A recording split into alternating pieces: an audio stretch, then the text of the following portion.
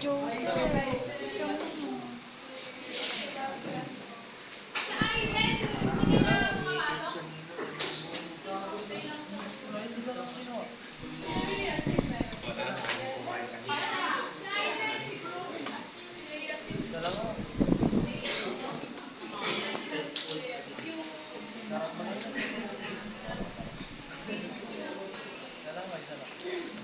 Bili ka ng gantakya. Taco balls. Gugutom na.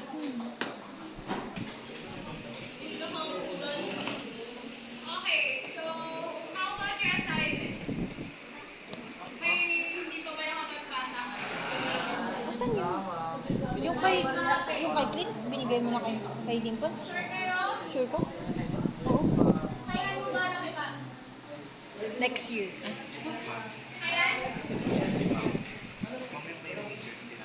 Again? Bukas? How about the others? Sure kayo? Tapos na? So, can we recall your topic last time? What was your topic last time? Mental health. Mental health. And what is mental health all about? Si Garcia.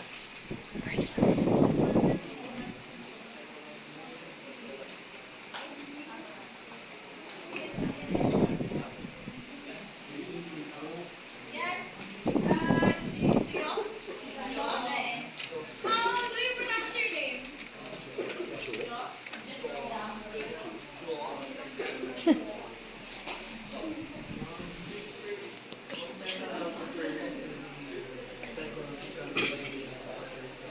Refers to the psychological being of a person. So, are you ready to take your new topic today? To have your new topic today? Sure kayo? Yes, ma'am. Okay. Let's try to answer this one. What are your strengths? Eating. Can someone give me one? Or can you kindly give me one? Yes, James. Okay. How about James Buzan. CJ? Yung strength mo. What is your strength? Keep Strength mo. quiet. Manlait. Listen to your classmate. Manlait. Ang gawin mo sa labas. Kuya naman. Are you raising your hand? Green. Ma'am, yes. Okay. Ma'am, my strength is I trust my instinct and I'm a huge risk taker. Ay, Good. Risky. Okay. How about the others? Do you want to share your strength? Amy? Ayaw mo? How about Jermaine? Am I right, Jermaine?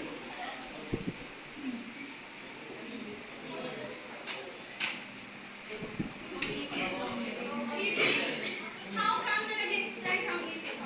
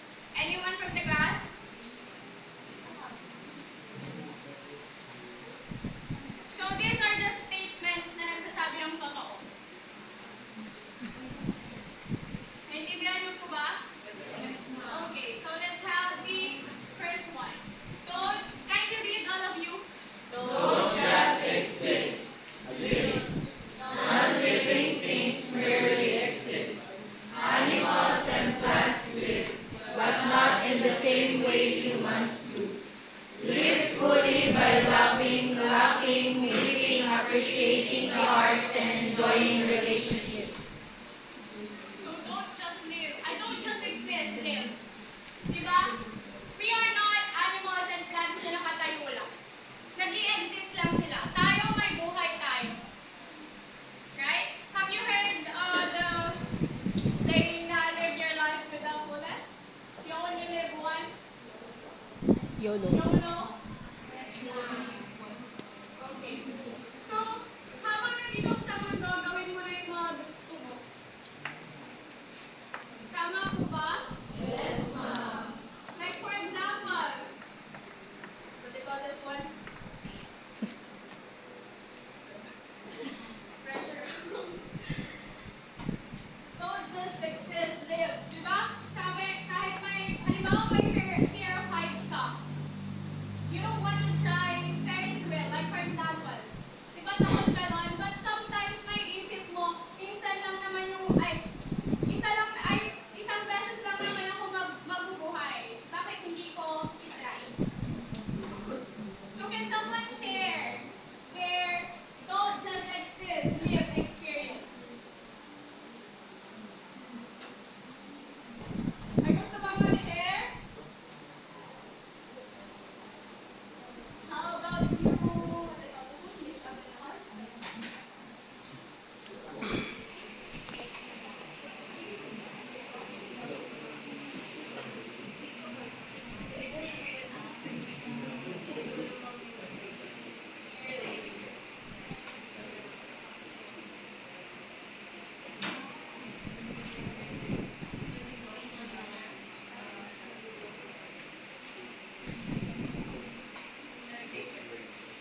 So,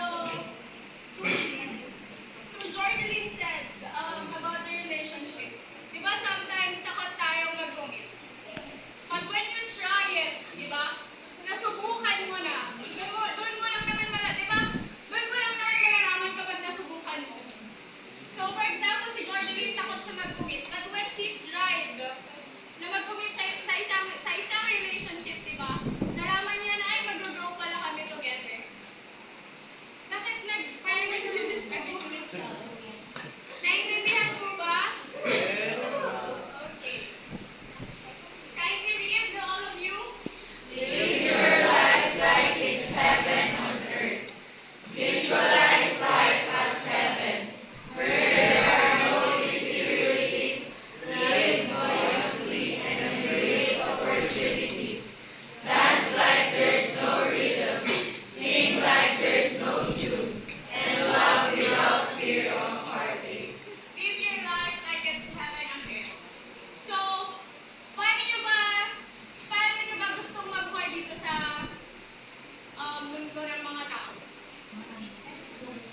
Gusto nyo ba mabuhay ng masaya? Yes! Then do it! Kasi sabi, visualize life as heaven. Kung sa tingin mo, sa taas masaya, then do it here. How about the others? Diba? Where there are no insecurities. That's like there's no reason. Kahit parehong kaluwete ang paa mo, walang pakialam yung iba. Kasi you're living your life. Is that right? How about the others? How do you visualize the life in heaven? Yes, Andre. How do you visualize yung buhay sa taas? Paano mo ba siya nakikita? Oo. Again? Sa taas? Nakikita? Sabi nila, nag-visualize nila yung buhay nila sa taas, tapos masaya. Peaceful. Anong nag-visualize mo? Payapa. Mag-reset ka. Parang hindi tayo magkakaroon dito yan sa baba. Okay, naintindihan niyo po ba yung live your life? Like it's heaven on earth? Prepare to die by living fully. Kindly read. Since death is inevitable, live deeply and meaningfully every day. The best preparation for death is to live life well. live long. Live. Since death is inevitable, hindi mo mapipigilan, di ba? Lahat,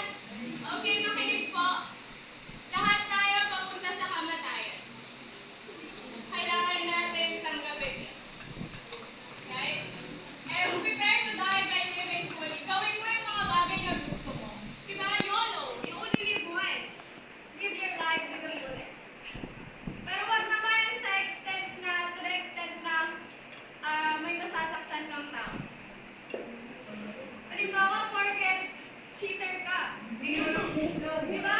Porket cheater ka, ay, cheater na, I must live fully. Kasi, what do you call this one? Cheater ako hanggang mamatay. Kaya buhay ka mas guys. Di ba? Huwag naman ganon. Sabi niya, live simply and meaningfully every day. Gawin mo kung may katuturan ng buhay mo. Hindi mo yan sinabing prepare to die by living fully. It doesn't mean na kapag nabubuhay ka, makinig. Sino ba yung nagsasalita? Wala. Pwede naman kayo lumabas, as long as gusto nyo kayo absent.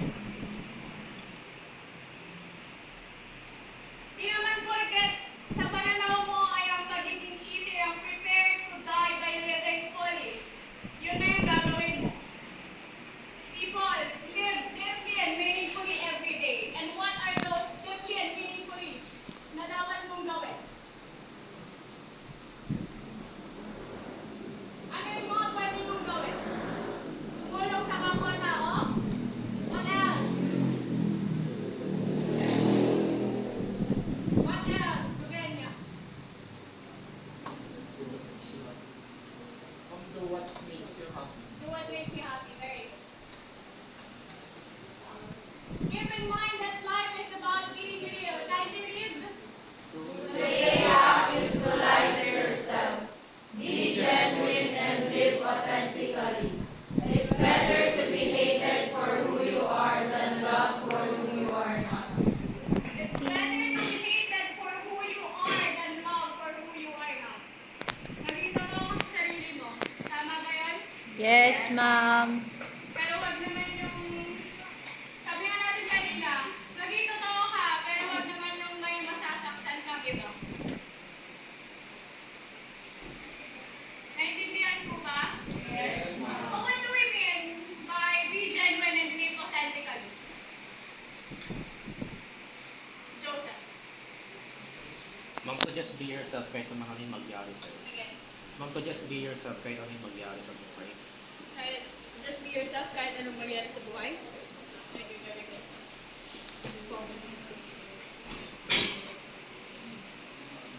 Remember that life is what you make it. Can you read? Everyone makes mistakes.